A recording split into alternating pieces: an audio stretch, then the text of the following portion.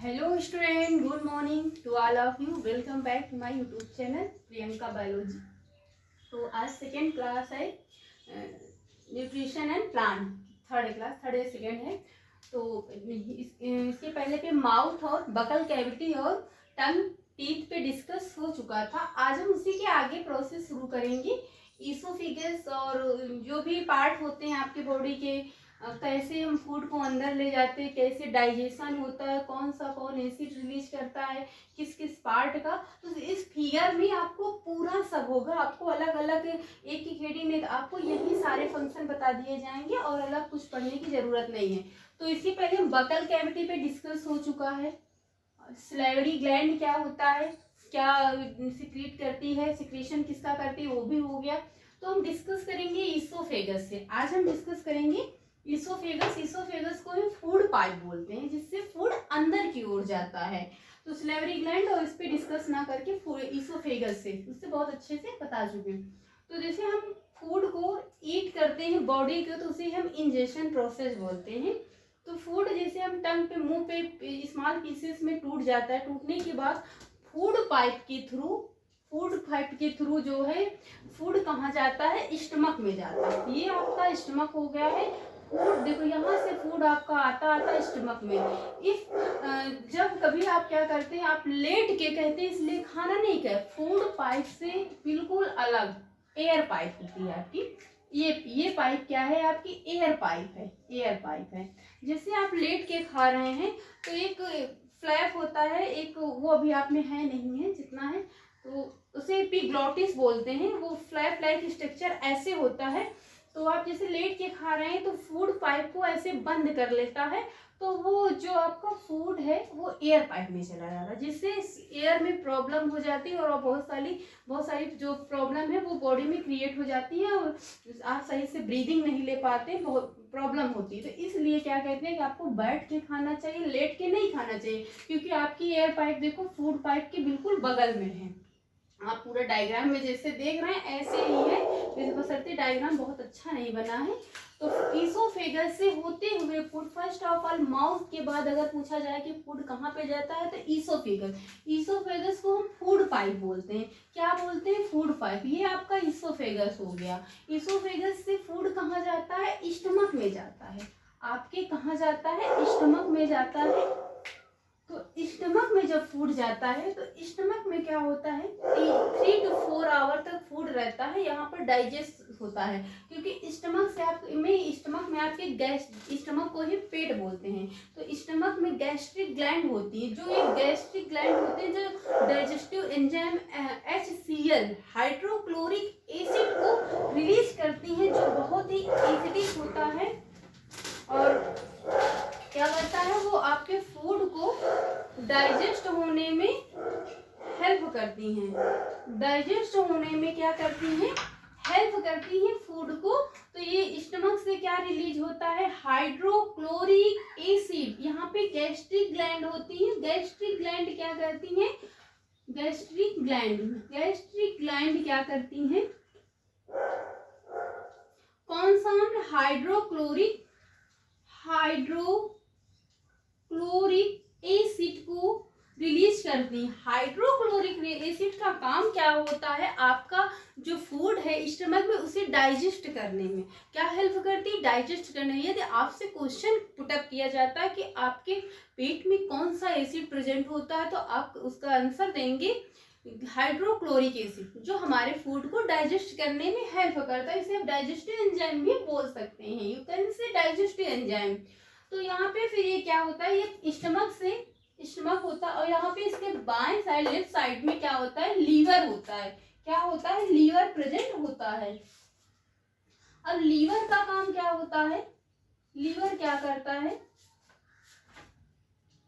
Liver का काम होता है, ये आपका लीवर है, भूल गए यहाँ पे, लीवर का काम क्या होता है, बाइल जूस का सिक्रीशन करना। बाइल जूस का सिक्रीशन करता है लीवर। क्या करता है, सॉरी, ये आपका लीवर है और ये आपका गाल ब्लैडर, ये भूल गए, गाल ब्लैडर।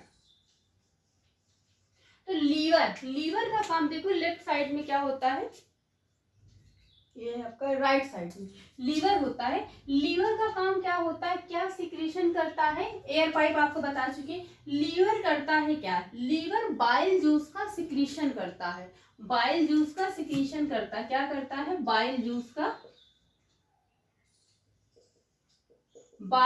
का सिक्रीशन करता है। क्वेश्चन आपसे पुटअप किया जाएगा कि बाइल जूस का सिक्रीशन कौन करता है, लीवर करता। जो बाइल जूस लीवर सिक्रीट करता है वो आके स्टोर कहाँ होता है, तो जब लीवर सिक्रीट करता है, सिक्रीट करने के बाद वो बाइल जूस गाल ब्लैडर में आपके आके स्टोर होता है। कहाँ पर, गाल ब्लैडर में आकर बाइल जूस से वो स्टोर होता है। तो लीवर जो करता है बाइल जूस का सिक्रीशन करता है। ऐसे पूछ सकते, ऐसे भी पूछा जा सकता है आपसे कि बाइल जूस का सिक्रीशन कौन करता है, लीवर करता है, लीवर करता। और वो बाइल जूस स्टोर कहाँ पे होता है, गाल ब्लैडर में। लीवर, एक क्वेश्चन और क्या है, लीवर जो है माउथ में सैलिवरी ग्लैंड होती है, बता चुके हैं। लीवर क्या होती है, largest gland of the human body, human body की जो सबसे बड़ी ग्लैंड होती है, नहीं हाँ सबसे बड़ी और सबसे स्ट्रॉन्ग ग्लैंड होती है लीवर। एक मिनट थोड़ा सा,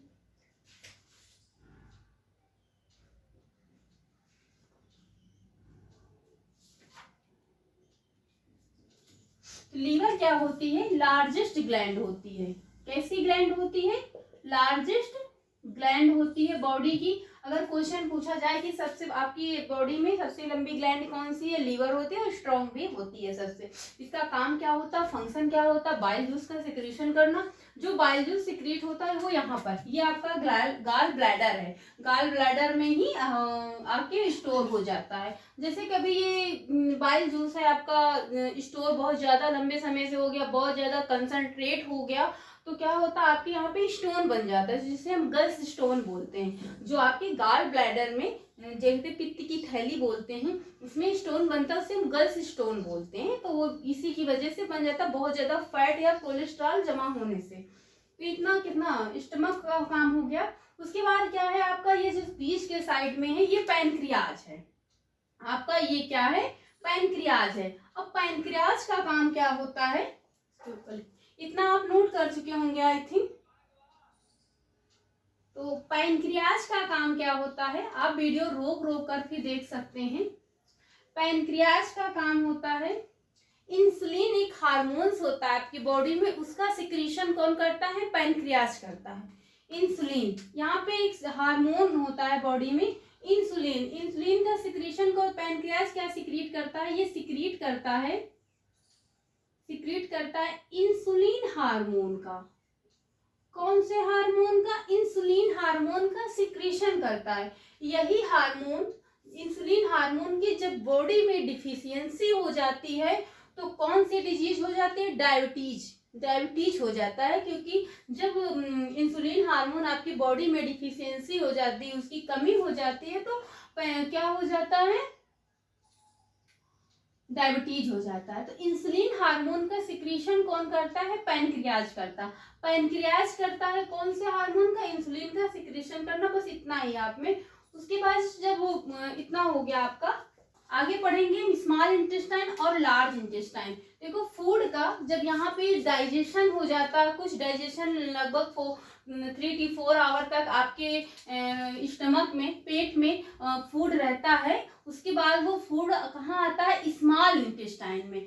स्मॉल इंटेस्टाइन में जब फूड आता है तो यहाँ पे जो मिनरल्स होते हैं, प्रोटीन, विटामिन, उनका एब्जॉर्प्शन, उनका डाइजेशन कौन करता है, स्मॉल इंटेस्टाइन। स्मॉल इंटेस्टाइन क्या होती है, लॉन्ग होती है लार्ज इंटेस्टाइन से, ये क्वाइल्ड होती है। क्या होती है स्मॉल इंटेस्टाइन, कैसी होती है, क्वाइल्ड होती है।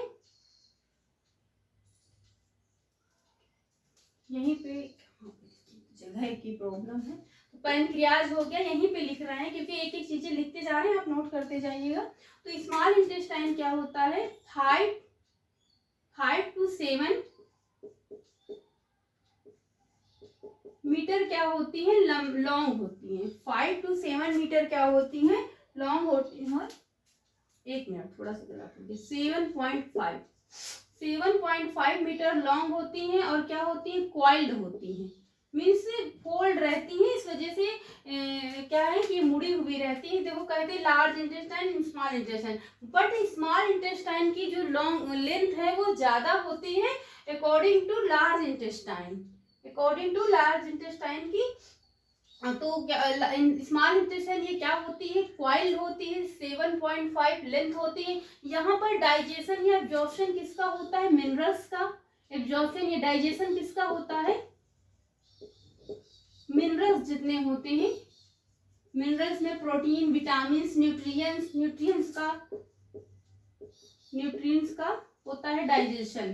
देखो स्मॉल इंटेस्टाइन क्या करता है, वाटर का एब्जॉर्प्शन नहीं करता है, वाटर का एब्जॉर्प्शन स्मॉल इंटेस्टाइन में नहीं होता है।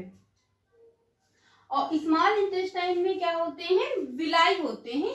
यहाँ पे छोटे छोटे फिंगर लाइक जो स्मॉल इंटेस्टाइन है, आप जब देखेंगे तो यहाँ पे छोटे छोटे फिंगर लाइक प्रोजेक्शन होते हैं, जिसे हम विली कहते हैं। क्या कहते हैं, विली। विली का काम क्या होता है, जब आप फूड को स्टमक से फूड जब स्मॉल इंटेस्टाइन में आता है तो उसका जो सरफेस एरिया है वो इंक्रीज कर देता है, उसके एरिया को बढ़ा देता है। तो विलाई का काम क्या होता है, सरफेस एरिया को इंक्रीज करता है, जिससे डाइजेशन अच्छे से होता।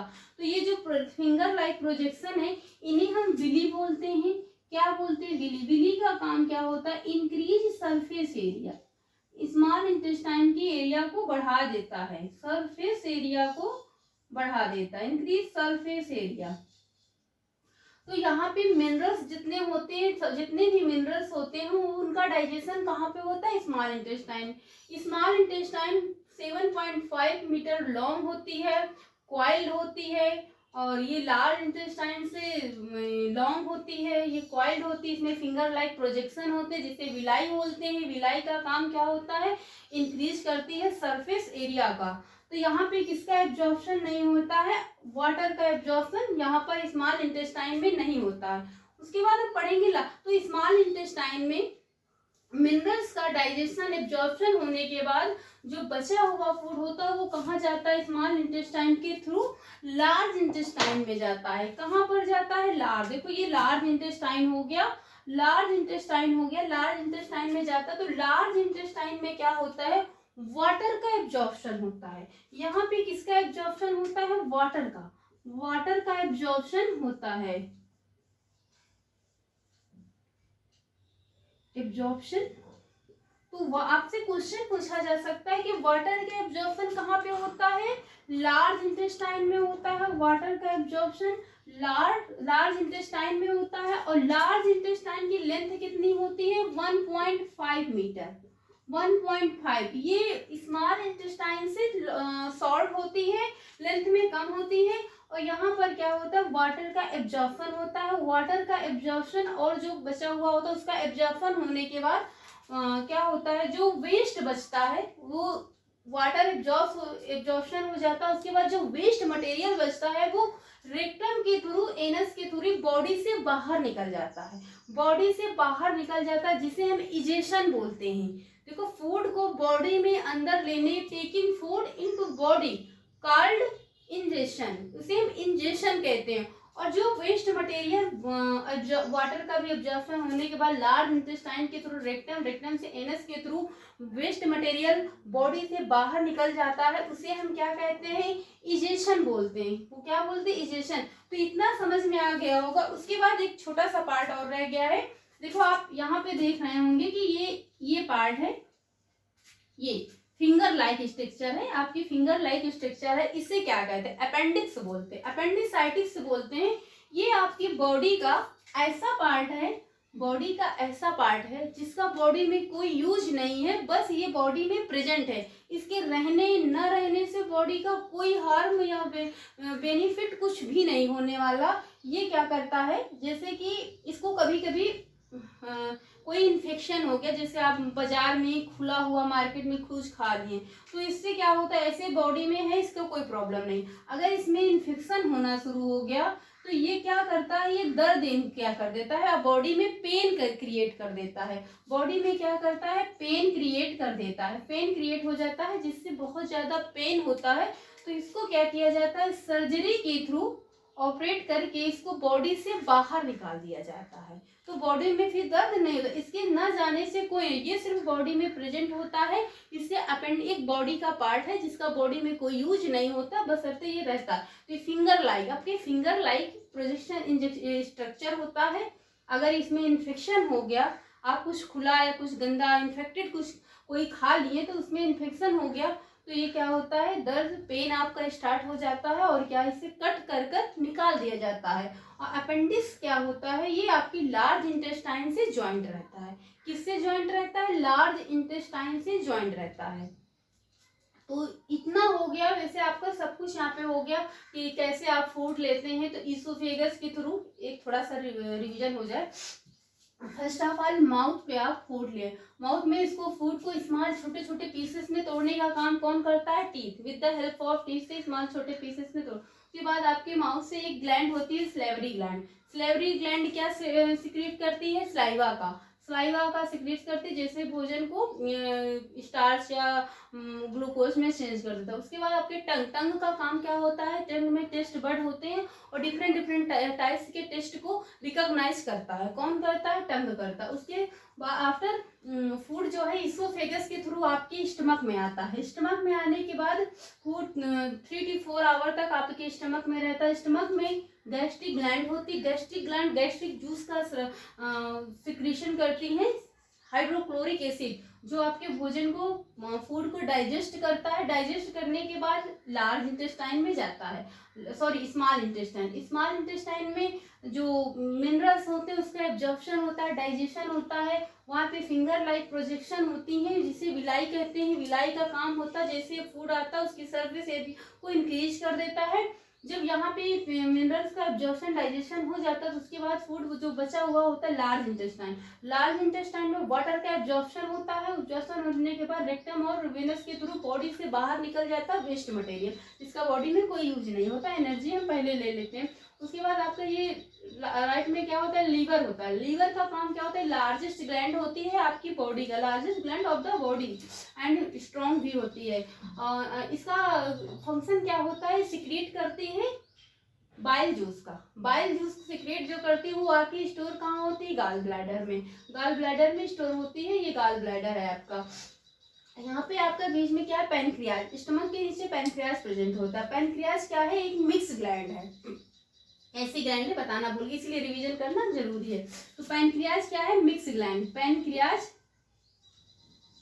Is a mix gland. Mix gland इसे क्यों कहते हैं, क्योंकि ये इंडो और एक्सोक्राइन दोनों का काम करती है। So it is called mix gland. So it is called mix gland. इसे क्या कहते हैं, मिक्स ग्लैंड कहते हैं। दोनों का काम करती है। ये यहाँ से क्या सिक्रीट करती है, इंसुलिन हार्मोन का सिक्रीशन करती है, जिसकी डिफिशियंसी से बॉडी में डायबिटीज हो जाती है। तो पैनक्रियाज हो गया। उसके बाद फिर ग्लैंड। तो और इसोफेगस के थ्रू फूड कहाँ, फूड इसोफेगस से फूड पाइप के थ्रू फूड कहाँ आता है, बॉडी में आता है। तो यहाँ पे एनर्जी एब्जॉर्प्शन होती है। तो आज की क्लास में इतना ही। आपको इतना समझ में आ गया होगा, बहुत अच्छे से समझ आए हैं।